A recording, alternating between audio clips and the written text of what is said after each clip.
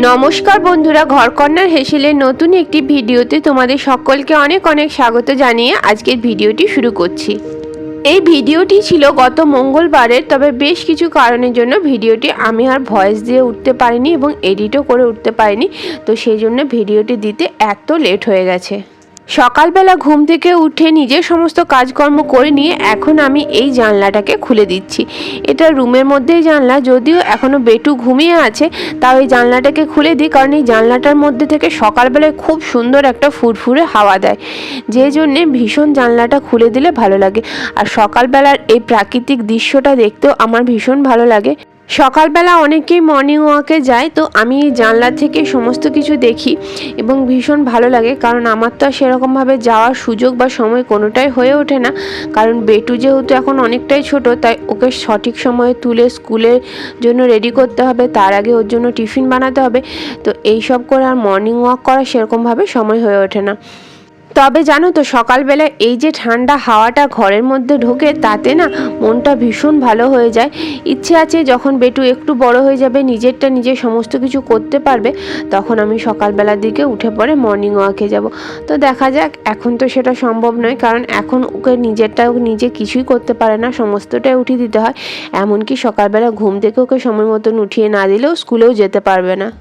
তো এইদিকে আমি সকালবেলায় চুলটাকে একটু আঁচড়ে নিলাম, আর চুলটাকে আমি গরমের মধ্যে এরকমভাবে একটা হাত খোপা করে একটা ক্লেচার দিয়ে রাখছি, আর নিজের যা স্কিন কেয়ার আছে সেগুলো করে নিলাম। আর সকাল দিকটাতে না, এখন যেহেতু গরমকাল, সেজন্য আমি একটু পারফিউম ইউজ করছি। দেখবে বন্ধুরা, শত মন খারাপের মাঝেও তুমি যদি নিজেকে একটু পরিপাটি করে সুন্দর করে রাখো না, তাহলে মনের মধ্যে অটোমেটিক একটা পজিটিভিটি কাজ করে। তো এরপর আমি ব্যালকনির দরজাটাকে খুলে দিলাম, আর ব্যালকনি দিয়েও এই সময় খুব সুন্দর ঠান্ডা ঠান্ডা হাওয়া দেয়। আর সকালবেলায় ব্যালকনিতে এসে এরকম এক গাছ ভর্তি পুরো ফুল দেখতে পেলে তো আমার মনটা আরও অনেক বেশি ভালো হয়ে যায়। নিজের ভালো লাগাগুলো ছোট ছোট কারণের মধ্যে সীমাবদ্ধ রাখলে না, দেখবে মনের মধ্যে যে নেগেটিভিটি আছে সেগুলো অনেকটা সরিয়ে রেখে পজিটিভিটি অনেক সহজেই নিজের মনের মধ্যে ঢোকানো যায়। আমার যেমন ভালো লাগার জিনিস হচ্ছে গাছ, ফুল, ঘর এবং নিজের যা পরিপাটি করে রাখা নিজেকে, এই সমস্ত জিনিসগুলো। তো এরপরে আমি সকালবেলায় কিছুটা ব্যালকনি থেকেই ফুল তুলে নিয়ে গোপালকে ওঠানোর জন্য চলে এসেছি ঠাকুর ঘরে। সকালবেলায় গোপালকে বেশ আদর করে আলতো করে উঠিয়ে দিই, আর সকালবেলাতে গোপালের বিছানাটাকে ঝেড়ে দিই প্রতিদিন। কি বলতো, সংসারে প্রতিদিনের যা কাজকর্ম আছে সেগুলো আমাদের প্রত্যেককেই কম বেশি করতে হয়। কোনো মেয়েই বলতে পারবে না যে আমি সংসারের প্রতি দায়বদ্ধশীল নই। তবে এই সংসারের কাজকর্মগুলোকে যদি একটু ভালোবেসে এবং একটু অন্যরকমভাবে করা যায়, তাহলে দেখবে আমাদের নিজের মনের মধ্যে অনেকটা শান্তি কাজ করে এবং আমাদের না সংসারের কাজগুলো একঘেয়েমি লাগে না। এই প্রসঙ্গে তোমাদের সঙ্গে স্বামী বিবেকানন্দের একটি কথা শেয়ার করি, যে কথাটি আমি আমার জীবনে মেনে চলার চেষ্টা করি এবং যে কথাটি মেনে বলতে পারো আমি আমার জীবনে আমূল পরিবর্তন পেয়েছি। সংসার জীবন মানুষের জীবনের অন্যতম জীবন, তবে সেই সংসার জীবনের পাশাপাশি ঈশ্বরের পদার্পণ হওয়া মানুষের জীবনে মুক্তি লাভের অন্যতম উপায়। এই কথাটি আমাদের সকলের ক্ষেত্রেই প্রযোজ্য। ঈশ্বরের ঊর্ধ্বে, ঈশ্বরের ওপরে কোনো কিছুই হয় না, এবং ঈশ্বর আমাদের জন্য যা করেন, যখন যে পরিস্থিতিতে যেটা করেন, সেটা মনে রাখবে সবসময় ঠিক করেন, এবং কোনো না কোনো কারণের জন্যই ঈশ্বর এই জিনিসগুলো আমাদের সঙ্গে করেন। এমন জীবনে অনেক সময় আসে যখন আমাদের মনে হয় যে ঈশ্বর আমাদের সঙ্গে এই জিনিসটা না করলেও পারত, কিন্তু পরক্ষণে সেটা বুঝতে পারা যায় যে না, ঈশ্বর যদি এই জিনিসটা না করতো, তাহলে পরের যে ভালো জিনিসটা সেটা আসতো না। তো তোমাদের সঙ্গে কথা বলতে বলতে এদিকে আমি বেটু টিফিনের জন্য পাস্তা বানাচ্ছি। এখানে আমি জল গরম করে পাস্তাটা দিয়ে দিলাম, তার সঙ্গে একটু নুন আর একটু সাদা তেল দিয়ে দিলাম। পাস্তাটাকে ওদিকে সিদ্ধ হতে দিয়ে দিয়েছি। এদিকে আমি এখন ব্যালকনিতে দাঁড়িয়ে দাঁড়িয়ে একটু চিয়া সিডটা খেয়ে নিচ্ছি। আমার পাস্তাটা এদিকে সেদ্ধ হয়ে গেছে। আমি আজকে পাস্তাটাকে সম্পূর্ণ ঘি দিয়ে বানাবো। আমি পাস্তাটার মধ্যে সাদা তেল বা বাটার কোনোটাই ইউজ করব না। তো এই রেড কাউয়ের এই ঘিটা আমি বেশ কয়েকদিন ধরে ব্যবহার করছি। তবে এই ঘিটা জানো তো ভীষণ ভালো, এবং ঘিটা না একদম সেই বাড়িতে বানানো ঘিয়ের মতন টেক্সচারটা। মটনের যে ঘিগুলো হয় সেগুলোর মধ্যে দেখবে একটা দানা দানা মতন ভাব থাকে, কিন্তু এই রেড কাউয়ের ঘিটার মধ্যে কোনো রকম কোনো দানা দানা ভাব নেই। এবং ঘিটা না মানে শীত পড়লে যেমন একটু মটনের ঘিগুলো জমে যায়, সেটাও জমে না। এই রেড কাউয়ের ঘিটা তো আমার ভীষণ ভালো লাগে। সবসময় তো বাড়িতে ঘি বানানো সম্ভব হয় না। আগে তোমরা জানো আমি বাড়িতে ঘি বানাতাম, তবে এখন আর সেরকমভাবে বাড়িতে ঘি বানানো সম্ভব হয় না, তাই আমি এখন এই রেড কাউয়ের ঘিটাই ইউজ করি। আমি সমস্ত সবজিগুলোকে দিয়ে নুন হলুদ দিয়ে ভালো করে ভেজে নিয়েছি। এবারে আমি পাস্তাটার মধ্যে একটা চিজের স্লাইসের অর্ধেকটাকে এইভাবে দু টুকরো করে দিয়ে দেবো। তোমরা একবার এরকমভাবে চিজের স্লাইস দিয়ে পরে পাস্তাটা বানিয়ে দেখবে, খেতে দুর্দান্ত টেস্ট হয়। বাচ্চারাও ভীষণ পছন্দ করবে, সাথে সাথে বড়োদেরও ভীষণ ভালো লাগে। এরপর আমি সমস্ত পাস্তাটাকে দিয়ে পরে পাস্তাটার সঙ্গে সমস্ত সবজিগুলোকে মিক্স করে দিলাম।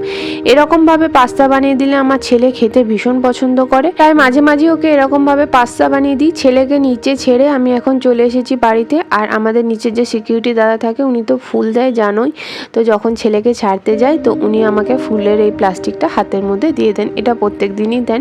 তো এরপর আমি ঘরে এসে টুকিটাকি যা কাজকর্ম আছে ডাস্টিংয়ের সেগুলো করে নিচ্ছি। এই যেমন আমার এই বেডের ওপরটাকে একটু ভালো করে পরিষ্কার করে নিচ্ছি। এই বেডের ওপরটাকে অলমোস্ট প্রতিদিনই পরিষ্কার করতে হয়, তোমরা জানো।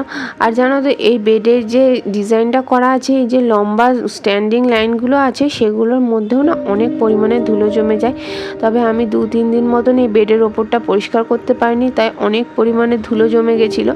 আমার যেহেতু এখন শাশুড়ি মা একটু অসুস্থ, তাই আমাকে পুরো এবারই ওবারই দুবারই করতে হচ্ছে। সেই জন্য বলতে পারো অনেকটা পরিমাণে আমি সময় কম পাচ্ছি। তাই এই যে একদিন আধদিন যে সময়গুলো পাচ্ছি সেই সময়গুলোকেই যথাসম্ভব আমি কাজে লাগানোর চেষ্টা করি। কারণ ডিউটি করার পরে বাড়িতে রান্না করা, তারপরে ঘরের সমস্ত কাজকর্ম, ছেলেকে পড়ানো, এত সব কিছুর পরে না এই কাজগুলো প্রতিদিন আর আমার পক্ষে এখন করা সম্ভব হয়ে উঠছে না। তো সেই জন্য আমি এই সপ্তাহে যদিনই সময় পাচ্ছি, একদিন বা 2 দিন, সেই দিনগুলোই ভালো করে আমি ঘরটা পরিষ্কারের কাজটা মানে মোটামুটি ঘরের সব জায়গাগুলোকেই ভালো করে পরিষ্কার করে নিচ্ছি। এরপরে পুরো জায়গাটাকে আমি ভালো করে পরিষ্কার করে এই বেড কভারটাকে আজকে তুলে দেবো। ভাবলাম না আজকে যখন হাতে একটুখানি সময় আছে বেড কভারটাকে তুলেই দিই। এদিকে আমি বেড কভার, বালিশের কভার সমস্ত কিছুকেই তুলে দেবো। দেখো এটাকে আমি সম্পূর্ণ তুলে দিয়েছি। আর দেখবে বেড কভার একটু নোংরা হলে না পুরো ঘরটায় মনে হয় যেন নোংরা হয়ে আছে এবং ঘরটায় পুরো আগোছালো হয়ে আছে। তো সেই জন্য বেড কভারটা একটু পরিষ্কার থাকা ভীষণ জরুরি। আর আমার বাড়িতে যেহেতু বাচ্চা আছে এবং বাচ্চা বিছানার মধ্যে লাফাঝাপা তো করবেই, তো সেই জন্য বেড কভারগুলো একটু তাড়াতাড়ি নোংরা হয়ে যায়। বেড কভারগুলো আমি যত ডিপ কালারেরই কিনি না কেন, বেড কভার খুব তাড়াতাড়ি 3 থেকে 4 দিনের মধ্যেই নোংরা হয়ে যায়। তো তোমাদের সঙ্গে কথা বলতে বলতে আমার বেড কভারটাও চেঞ্জ করা হয়ে গেছে। আর এই বেড কভারটা জানো তো আমি বিগত 3-4 বছর থেকে ইউজ করছি, কিন্তু কালারটা এখনও পর্যন্ত খুবই সুন্দর আছে। তো দেখো আমার বেডটা পুরো ভালোভাবে ক্লিন করা হয়ে গেছে। এরপরে স্নান সেরে ঠাকুরকে পুজো দিয়ে নিয়েছি। আর সাই বাবা আমার এখন এখানে নেই, সাই বাবা আছে আমার ননদের বাড়িতে। তো সেই জন্য সাই বাবার জায়গাটাকে খালি আছে। তবে সায়ের যে চরণ আমার শাশুড়ি মা এনে দিয়েছিলেন শিরিডি সাই মন্দির থেকে, সেই চরণটা দিয়ে আমি এখন পুজো করি সাই ঠাকুরের। এরপরে আজকে বানাবো দুধ মৌরি পটল, তো সেই জন্য আমি পটলগুলোকে কেটে নিচ্ছি। এটা একটা পুরনো দিনের রান্না। এই রান্নাটা আমি ঠাকুর বাড়ির একটা সিরিজ থেকে দেখেছিলাম, তো সবে থেকেই ভাবছি যে এটা ট্রাই করব, কিন্তু সময় আর হয়ে উঠছিল না। তো যাই হোক, আজকে আমি ভাবলাম ফাইনালি এটাকে বানিয়েই ফেলি। তো দেখো দুধ মৌরি পটল বানানো ভীষণ সহজ এবং ফার্স্ট টাইম আমি বানালাম, খেতে জাস্ট দুর্দান্ত টেস্ট হয়েছিল। এখানে আমি 4খানা পটলকে এরকম 2 ভাগ করে কেটে নিয়েছি। আর এখানে আমি একটা আলু নিয়েছি। তোমরা তোমাদের প্রয়োজন মতো যেরকম ফ্যামিলি মেম্বার আছে সেই রকম অনুযায়ী তোমরা পটল বা আলুটা কম বেশি করতে পারো। তো এখানে পটল আলু সমস্ত কিছুকেই এমনি লম্বা লম্বা করে কেটে নিতে হবে এবং খুব কম সামগ্রী দিয়ে এই রান্নাটি হয়ে যায় এবং রান্নাটা খেতেও না দুর্দান্ত টেস্ট হয়েছিল। তো আলুটাকে আমি লম্বা লম্বা করে কেটে নিলাম। তো এরপরে আমি কড়াইয়ের মধ্যে তেল দিয়ে দিচ্ছি। আমার কড়াইটার মধ্যে ঘি করলা ভাজা হয়েছিল, সেই তেলটা কিছুটা ছিল, তার মধ্যে আমি একটু তেল দিয়ে পরে এখানে প্রথমে আলুগুলোকে ভালো করে ভেজে নিচ্ছি। আলুগুলো সমস্ত ভালো করে ভাজা হয়ে গেলে আমি এখানে পটলগুলোকেও ভেজে নেব। আলুগুলোকে একটু লালচে করে ভেজে নিতে হবে। তো দেখো আলুগুলো আমার লালচে করে ভাজা হয়ে গেছে।